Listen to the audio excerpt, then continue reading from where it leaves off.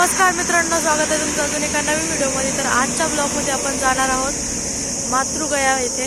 तर गुजरातमधील सिद्धपूर कडी म्हैसाणा पश्चापासून अगदी 40-50 किलोमीटरच्या अंतरावर सिद्धपूर हे गाव आहे आणि जिथं आपल्या मातृदेव आपण श्राद्ध घालतो, तर तिथं आज आपण जाणार आहे। तर आम्ही रात्री थांबलेलो होतो वडोदरामध्ये। तर वडोदरापासून 200 किलोमीटर आहे आणि आता आम्ही 2 वाजता निघलेलो। तर आता वाजलेले आहे कमीत कमी 5:30 तर आता वाजले। तर चला आपण बघूया।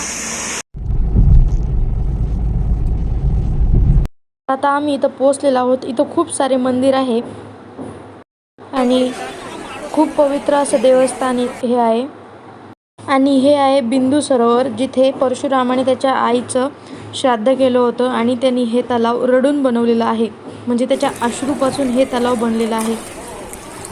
आणि मग आमची पूजा झाली। पूजा होती 7 वाजता आणि आम्ही कंप्लीट 7 वाजता पोहोचलो होतो। मग माझ्या चेहऱ्याला हळदी लावून मी गेले बिंदू सरोवरमध्ये। तर आता मी बिंदू सरोवरमध्ये स्नान करीत आहे। सर्व पूजा झाल्यानंतर इथं स्नान करायला लावलं आणि परत तिथं पिंडदानाची पूजा होती, तर त्यासाठी मी परत तिकडे गेले। नंतर पूजा केली। या ठिकाणी आपल्या मातृचं श्राद्ध केलं जातं। तर पूजा करायला मी बसल्यामुळे व्हिडिओ काढायला कोणी नव्हतं, त्यामुळे जास्त क्लिप माझ्याकडे नाही। पण या ठिकाणी आम्ही मातृचे श्राद्ध घातले।